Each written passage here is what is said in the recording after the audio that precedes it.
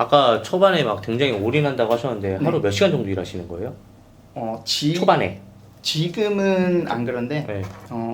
그때 일과를 제가 말씀드리겠습니다. 그때 제가 5시 반에 딱 정확히 눈 떠서 일어나서 아침에 꿀물 한 잔 마시고 운동하러 헬스장 갑니다. 가서 운동하고 집에 돌아오면 8시가 되고 8시에 아침밥 먹고 이제 9시에 공유 오피스 그 스파크 플러스 이런 데 가서 그게 밤 9시까지 하거든요. 예. 그때까지 계속 상품 소싱하고 상품 등록하고 집에 와서 씻고 이제 제가 설정했던 목표들이 있습니다. 뭐 예를 들어서 나는 오늘 70개 올린다. 그럼 저는 그 70개 올릴 때까지 새벽 1시가 됐건 2시가 됐건 마무리를 짓고 일과를 마쳤습니다. 이렇게 딱 3달 하니까 딱 8,800만 원 나왔습니다.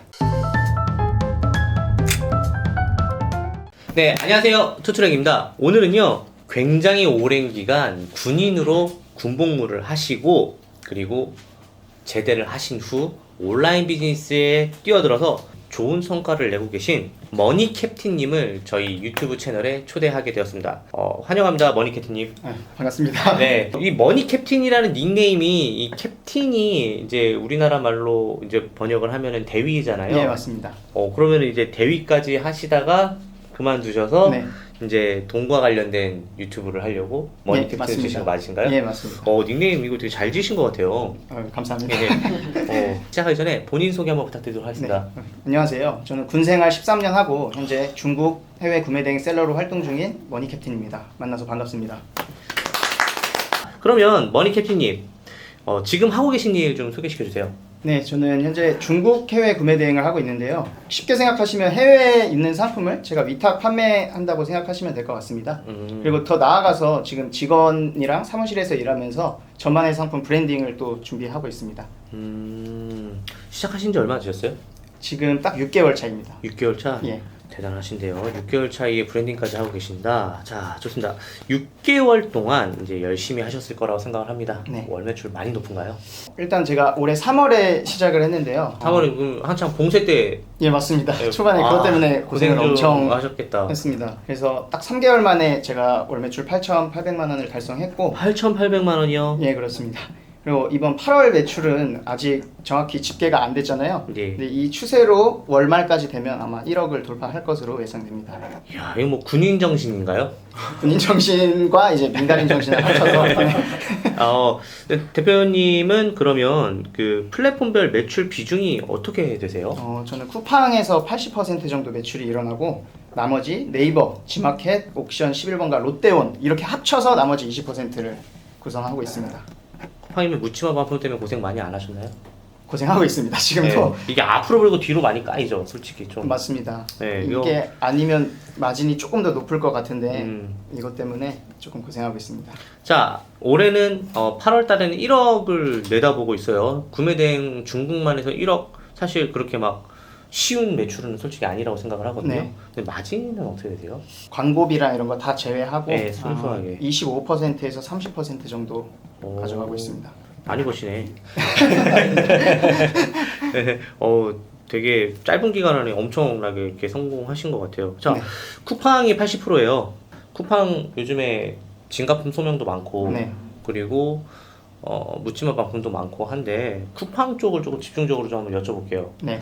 그런 소명하라고 오지 않나요? 일단 저는 뭐 브랜드 상품을 하는 게 아니어서 그런 소명은 사실 없다. 필요가 오케이. 없고 묻지마 반품 같은 경우에는 어떻게? 통상 10만 원 이하 제품은 이제 쿠팡에서 직권으로 환불을 해버리잖아요. 예. 그래서 저는 일단 최대한 10만 원 이상 제품만 하고 있고 몇 개 옵션은 좀 그게 걸리는데 그런 경우에는 고객님이랑 통화를 해서 최대한 협의를 해서 리스크를 낮추는 어떻게든 풀어보려고 하시는구나. 어쨌든 이 쿠팡이라는 플랫폼이 정해놓은 정책에서 어떻게 됐든 간에 그걸 조금 사각지대를 또 이용을 맞습니다. 해서 리스크를 줄이면서 변화되는 거에 대해서 또 맞습니다. 이렇게 또 같이 대응해서 하시는 거네요. 예. 쿠팡을 포기하기에는 그래도 트래픽이 엄청나게 그럼요. 많으니까 엄청나게 많죠. 쿠팡이 사실 정산금이 굉장히 늦은데 예, 맞습니다. 지금 3개월 정도 운영하셨으면은 네. 꾸준하게 매출이 나왔으면은 지금 정산금도 그렇게 많이 못 받으셨을 것 같은데 어떻게 해결하고 계세요? 처음에는 네. 제가 군생활 하면서 모아놨던 네. 돈을 좀 쓰고 이제 안 돼서 뭐 부모님 동생 이렇게 조금 빌리다가 그것도 모자라서 전 제 차를 팔았습니다. 네. 야, 이거 진짜 현실적인 이야기네요. 예. 그 쿠팡이 그래요. 맞습니다. 그쵸?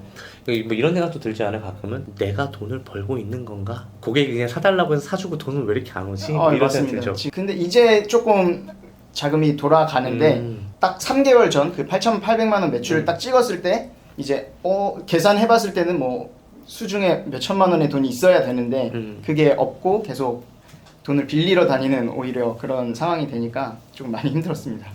그러면 이제 나머지 플랫폼도 20% 정도가 나온다고 하셨는데 예. 그 플랫폼들은 이제 어떤 전략으로 하고 계세요? 따로 각 플랫폼별로 뭐 판매 전략은 따로 없고 그냥 광고 하면서 네. 저는 어차피 대량으로 판매하는 게 아니어서 반자동으로 올렸던 상품들이 잘 팔리는 거를 보고 그거를 주력 상품으로 만드는 전략을 쓰고 있습니다. 그래서 결국은 뭐 쿠팡에서는 어떻게 팔고 뭐 네이버에서는 어떻게 팔고 이런 게 없이 그냥 다 똑같이 파는데 트래픽이 적어서 매출이 작은 것 같습니다. 자, 그러면 어떻게 보면은 지금 단기간에 이렇게 성과를 네, 내신 맞습니다. 건데 이 비결을 좀 공유 좀 해주세요. 근데 이거를 말씀드리면 또 안 믿으실 수도 있는데 아니, 믿을게요. 네, 맞습니다. 예. 네, 일단은 저는 예. 구매대행에 아예 올인을 해서 시간을 정말 많이 투자했습니다. 그리고 다른 분들은 뭐 대량, 반자동 이렇게 많이 하시는데 저는 일단 반자동으로 최대한 많이 올리고 거기서 잘 팔리는 상품을 찾아서 그걸 저만의 주력 상품으로 만들어서 그 상품에 힘을 많이 줘서 그 상품들을 팔아서 지금 매출이 이만큼 나온 겁니다. 그런데 중국 상품을 하다 보면은 뭐 아까는 노브랜드 상품 위주로 한다고 예, 하셨는데 맞습니다. 이게 사실 노브랜드를 할지라도 내가 모르고 있는 브랜드일 수도 있는 거잖아요. 예, 맞습니다. 그런 것들은 어떻게 식별하면서 올리신 거죠? 일단 키프리스에 기본적으로 다 상표권 검색하고 그리고 뭐 다른 사람들 파는 사람들이 있나 확인하고 그리고 저는 중국 판매자랑 또 소통을 굉장히 많이 했습니다. 그래서 이 상품을 제가 제조하지는 않았지만 마치 제가 제조한 것처럼 그 상품에 대한 정보를 다 제가 가지고 있는 상태에서 시작을 했습니다. 아까 초반에 막 굉장히 올인한다고 하셨는데 하루 몇 시간 정도 일하시는 거예요? 초반에. 지금은 안 그런데 네. 그때 일과를 제가 말씀드리겠습니다. 그때 제가 5시 반에 딱 정확히 눈 떠서 일어나서 아침에 꿀물 한 잔 마시고 운동하러 헬스장 갑니다. 가서 운동하고 집에 돌아오면 8시가 되고 8시에 아침밥 먹고 이제 9시에 공유 오피스 그 스파크 플러스 이런 데 가서 그게 밤 9시까지 하거든요. 예. 그때까지 계속 상품 소싱하고 상품 등록하고 집에 와서 씻고 이제 제가 설정했던 목표들이 있습니다. 뭐 예를 들어서 나는 오늘 70개 올린다. 그럼 저는 그 70개 올릴 때까지 새벽 1시가 됐건 2시가 됐건 마무리를 짓고 일과를 마쳤습니다. 이렇게 딱 3달 하니까 딱 8,800만 원 나왔습니다. 대단하시네요. 그 뭐 상품은 뭐 이따가 소싱 노하우를 여쭤보긴 할 건데 네. 좀 부피가 좀 나가는 상품인가요? 아니면은 처음에는 좀 부피 나가는 걸 했었는데 예. 이게 앞에서 벌고 뒤에서 까진 게 너무 많아서 딱 그 경동택배로 이관되는 네. 그 화물 기준 있잖아요. 예. 그거 딱 되기 전 까지만 그런 상품들을 하고 있습니다. 앞에서 벌고 뒤로 까인다는 말이 어떤 경동택배로 이관되면은 이제 추가 배송비가 발생하잖아요. 처음에 제가 상품을 올렸을 때 상품 가격에 녹이지 못해가지고 이제 후불로 고객님들께서 부담을 해주는 경우에 이제 거기에 대한 에너지 소요가 많이 되잖아요. 막 경동택배비 내셔야 됩니다. 이런 것들. 그리고 근데 신랑이 하면서 제가 또 대신 돈을 내주고 물어주고 그러다 보면은 어차피 반품 예, 받는 맞습니다. 것보다 득보다 실이 좀 많은 것 같아서 그런 상품들은 안 하고 있습니다. 자, 그러면 요거 한번 질문할게요. 네. 대표님, 그러면 그 대표님이 이제 구매 대행을 하시면서 단기간 안에 이제 잘 나가는 상품들을 많이 찾으셨다고 했잖아요. 네. 그런 이제 소싱을 하시는 중국 쪽에서 특화돼서 노하우가 있으실까요?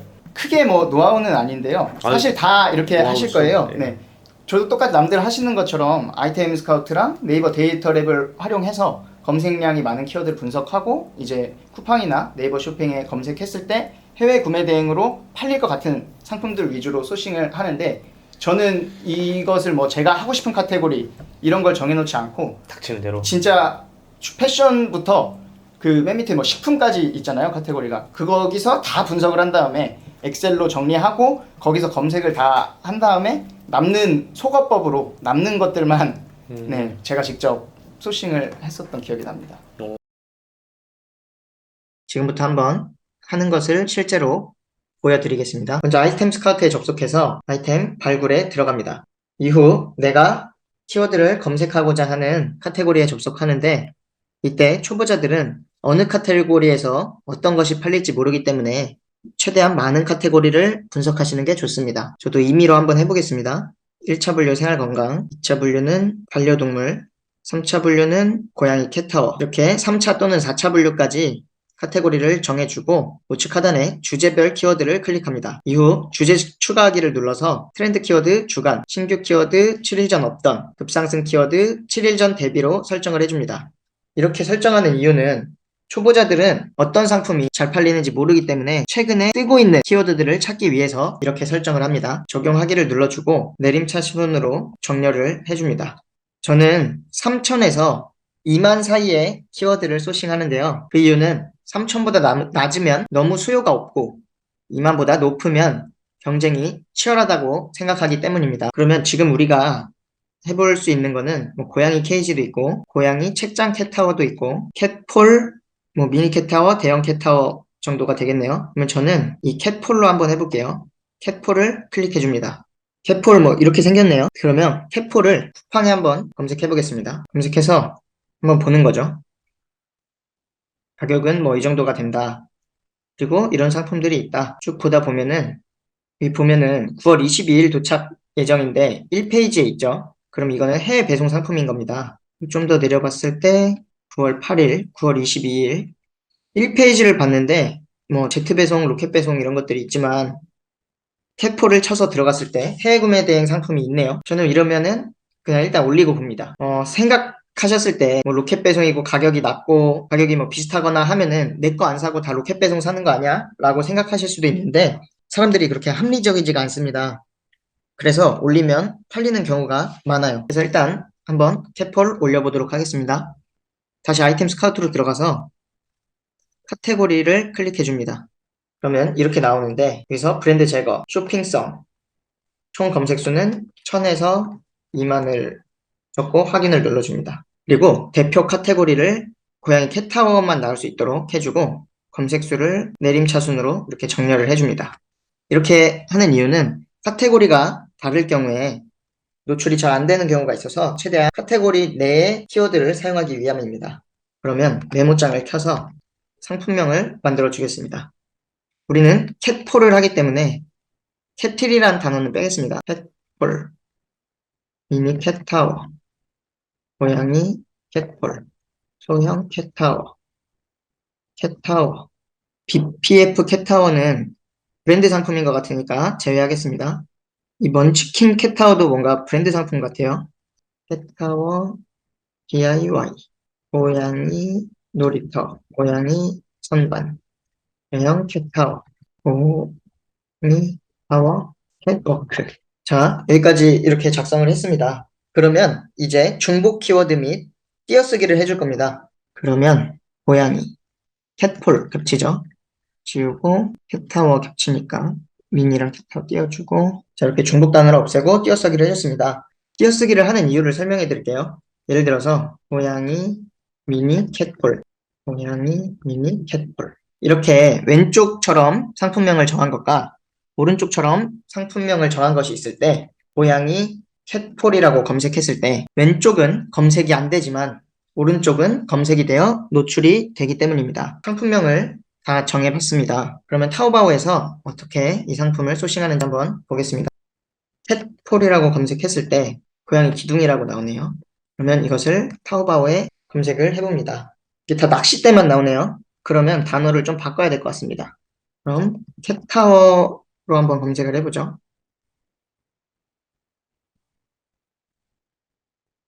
이렇게 검색하니까 아까 우리가 쿠팡에서 검색했던 그런 모습과 비슷한 제품들을 볼 수 있습니다. 그러면 뭐 이런 것 쿠팡에서 아까 파는 거랑 비슷하죠? 그러면 여기서 마우스 우클릭한 다음에 한국어로 번역을 누르면 고양이 등반 프레임 뭐 이렇게 나오네요. 여기도 등반 프레임, 고양이 등반 프레임. 그러면 이렇게 생긴 상품을 중국에서는 고양이 등반 프레임이라고 부르나 보네요. 그러면 여기다가 고양이 등반 프레임이라고 검색을 해서 다시 한번 타오바오에 입력을 해줍니다. 그러면 조금 더 우리가 생각하는 캣폴과 비슷한 상품이 나오네요. 그러면 저는 소싱을 할 때 최대한 우리나라에 없는 그런 디자인 또는 가격이 저렴한 것 또는 판매량이 많은 순으로 소싱을 합니다. 예를 들어서 판매량은 여기 보시면 이게 뭐 3,000개 이상 팔렸다는 뜻인데 이런 것들을 보고 아, 이 상품이 좋으니까 많이 팔렸겠구나 라고 판단을 하고 소싱을 합니다. 지금까지 초보자를 위한 상품 소싱 방법에 대해서 알려드렸습니다. 한번 보시기만 하지 마시고 따라해 보시고 구매 대행은 최대한 여러 상품을 올리면서 카테고리를 분석하는 게 실력이 되니까 뭐 이게 팔릴까 이런 걱정을 하지 마시고 최대한 많이 연습하고 올려보시는 것을 추천드립니다. 올린다고 돈이 드는 게 아니기 때문에 최대한 많이 올려도 되니까 최대한 많이 올리는 것을 추천드리겠습니다. 이상입니다. 중국 구매 대행이나 사입을 하려고 하는 초보 판매자들에게 제품 이런 거 몇 개만 좀 추천해 줄 수 있어요? 제가 사실 신이 아니라서 뭐 제품을 따로 추천해 드릴 수는 없고 예. 구매 대행에 좀 적합하다고 생각되는 카테고리를 제가 추천해 드리겠습니다. 네. 일단 패션 의류, 패션 잡화, 디지털 가전, 가구 인테리어, 스포츠 레저, 생활 건강 카테고리인데 패션 의류, 패션 잡화는 디자인권 문제 때문에 조금 염두에 두고 네. 소싱을 하셔야 되고 제가 여기서만 팔린다고 해서 여기만 찾아볼 게 아니라 또 다른 데도 찾아보면 분명 잘 팔리는 게 있을 거고 이 중에서도 또 안 팔리는 게 있을 수도 있잖아요. 네. 그래서 그거는 본인께서 직접 분석을 좀 하셔야 될 것 같아요.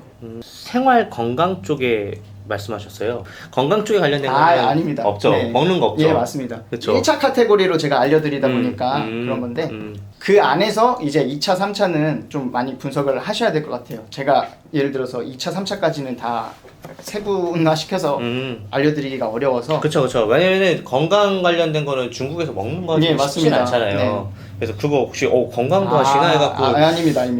좀 새로운 건가 해서 여쭤봤는데 역시나 중국에서 먹는 거 하는 건 참 예, 쉽지 맞습니다. 않습니다. 제조업 관련된 걸로 하셔야 됩니다. 네. 자, 지금 반자동도 하고 계시고 뭐 또 잘 팔리는 건 또 수동으로 또 예, 하신다고 맞습니다. 하셨잖아요. 대량과 반자동, 수동 이 세 가지 중에 어떤 방식이 가장 좋다고 생각하세요? 본인한테 맞는 거. 저는 사실 대량은 아직 경험을 안 해봤거든요. 네. 그래서 뭐라고 말씀드리기가 사실 조금 어려운데 어렵죠. 대량 등록 프로그램만으로도 또 고매출을 내시는 분들이 있다고 알고 있습니다. 네.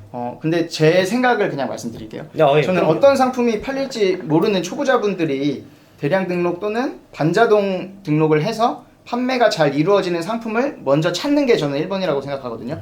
그래서 그 상품을 재가공해서 수동으로 등록하는 것이 가장 베스트라고 생각합니다. 지금 제가 했던 방법이 그런 방법입니다. 근데 그렇게 해서 잘 팔리게 되면은 광고도 좀 한번 예, 맞습니다. 틀어보고 광고도 하고 상세 페이지도 내가 직접 한번 만들어 보고 어쨌든 그런 루틴대로 해갖고 지금의 예, 고매출 맞습니다. 상품들을 여러 개 만드니까 예, 이제 맞습니다. 이런 식으로 오신 거네요. 예, 맞습니다. 오, 그래서 저는 지금은 이제 반자동은 안 하고 있고 수동으로만. 예, 수동으로만 하고 있습니다. 자, 그러면 잘 나가는 상품 예.